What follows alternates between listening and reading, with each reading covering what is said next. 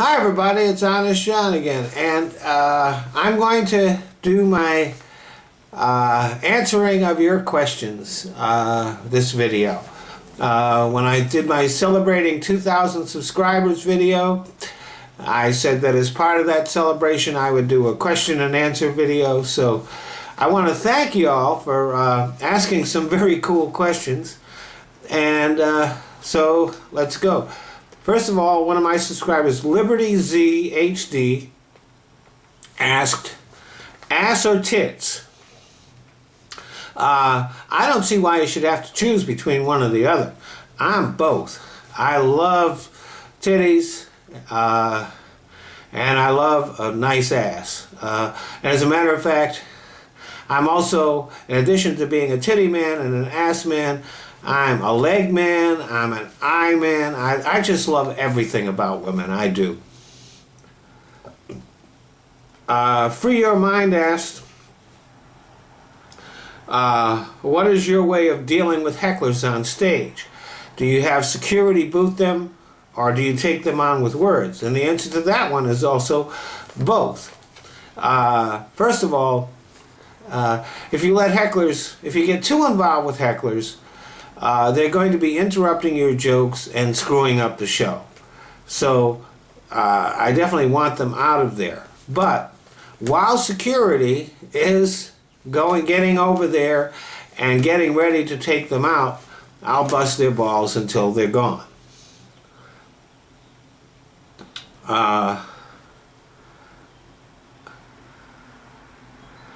can't read this. I think it says Aleppi Entertainment, or Aleppi ENT. Do you like Doritos soda? Well, I have a bad stomach and I haven't been able to drink soda for years, so I've never had it. I just drink water now, and I've really developed a real fondness for water, so that even if I could magically all of a sudden start drinking soda again, I would stick with the water. ASA Ruben Crump asked, first time you smoked, ever done other drugs? And also asked for a little background, so back college, career, travels, etc. So this is going to take a little bit. First time I smoked, I was about 27 years old. I was working at the time as a counselor in a high school, and I was dead set against weed and all drugs. But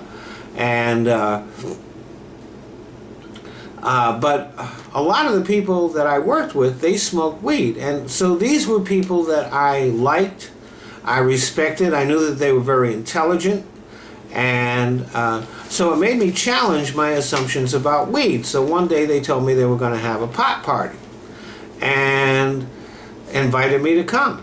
And so I went. So the first time I ever smoked weed, it was through a gas mask. So there was all kinds of weed going around being smoked, electric pipes and bongs and the gas mask and all that stuff. So I got really fucked up. After the party, I got home and saw the premiere of Monty Python's Flying Circus, which was on PBS at the time. And I mean, I just cracked up. I was rolling on the floor laughing. And then the next day, I felt great. And I realized if I'd have gotten that fucked up on alcohol, I would have been all hungover and just feeling lousy the next day. So I almost immediately converted from being completely anti-marijuana to being a marijuana enthusiast. Have I done other drugs? Yes. When I was younger, I experimented with just about everything there was, from LSD to mushrooms, cocaine, heroin, all that. Fortunately, never got tremendously into any of those drugs, never had any problem with addiction, only did them a little bit and then finally just stuck with weed.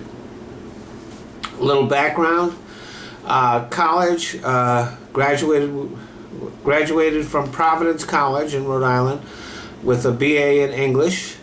Then went on to Pepperdine University, got a master's degree in psychology, was working as a nurse in the state mental hospital, psychiatric nurse. It was called a licensed psychiatric technician. And then got into comedy. And as far as travels go, well, I've been all over the world from my comedy. I never would have gotten to be anywhere if it weren't for the comedy. Wildest Wahoo asked, how did you get into videos, comedy, and as well as being featured on other bigger channels, which I do occasionally work with All Def Digital, and I just did something with Generation U Radio. So I am getting on a few other bigger channels. The way I got into making videos was I was going to do some comedy. I was going to spend a month in Iraq. This was a couple of years before we left. I was going to spend a month in Iraq doing shows for the troops, and I said, well, this is a very interesting place that I'm going to. So I think I bought a camera and I brought it with me, and I started filming all the different things I was doing there. And when I got home, I opened up the YouTube channel and started putting those videos up. And then I was like, well, I'm on YouTube, and might as well start doing other YouTube videos. So now I'm a YouTube addict. As far as how I got into comedy, I was here in LA, and nursing is a very tough profession, and I was starting to get burnt out on it. So I was watching the show Evening at the Improv. I saw a comic on there that I didn't think was very good. I said, well, if he can do it, I can do it. And the next day I was out doing shows. And as far as being involved with the bigger channels, well, that's just, networking. The way I got involved with All Def Digital is because Russell Simmons is behind that channel, and I was on Def Jam a number of years ago, and then he put me in a pretty funny video that he has on. There's a series called Hungry, which is a playlist on the All Def Digital channel, and the one I'm in is called Hungry: How to Marry a Millionaire, and I play the millionaire, and it's pretty funny. So I recommend you watch that. And from there, as my profile has increased, I'm getting to do other things, and it's really cool. Mr. Dorius asks, what is the best way to deal with a breakup? Well, first of all, when you're doing the breakup, make a clean break of it. Don't text, don't FaceTime, don't even break up over the phone. Go to that person, break up with them in person. Or if they break up with you, just take it for what it is. It's not that the person's trying to hurt you, it's just that things aren't working out. And you're going to feel bad, whether you're the one who does the breaking up or the one who is broken up with. You're going to feel bad. Don't try to fight feeling that. Accept those feelings. Deal with them, but don't indulge in them. Don't just wallow in your shit. Move on.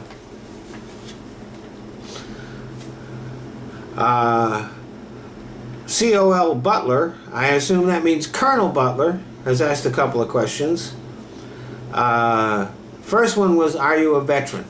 No, I never was in the military, but I have done a lot of shows for the military, and I feel very strongly about the military because I've just met so many wonderful people who are in the military, and so I have a lot of respect for the military. I love doing shows for the military, and I love the troops. And the other question is who's the one person you wish you could smoke with, dead or alive? Bill Hicks, a great comic, a very deep comic, and I would love to have gotten high with him. I'd like to get high with Bill Maher, And as a matter of fact, I have, but he probably doesn't remember it, because back in 1978, I went to a party, and he was at the party. It was a Halloween party, and his costume was, he had a Richard Nixon mask, and he wore a set of leotards and a cape like a superhero costume, had a big slinky with a sock over it for his dick, and the costume said Super Dick on it. It was hilarious. Adam Murray asks, how old were you when you first smoked? Oh, okay, well that's kind of a repeat question, but I was about in my mid-20s. I think I was about 27. And the final question from Jaybird196, what is your opinion on the anti-natalist philosophy? Now, that's something I had to go Google and look it up. Antinatalism, what it is the idea that people should stop having babies. Of course, not everybody's going to do that, but enough do. It might at least rein in overpopulation. But the whole idea is basically that we should eventually, if all humans stopped having babies, we'd eventually make ourselves extinct, and the whole planet would really benefit from our being extinct. So I'm not a subscriber to antinatalism, but it's not that bad an idea when you think about it. So that's all the questions. I want to thank you all very much. It was fun for me to read them and to answer them. And maybe we'll do another question video sometime down the pipe. Thanks for listening.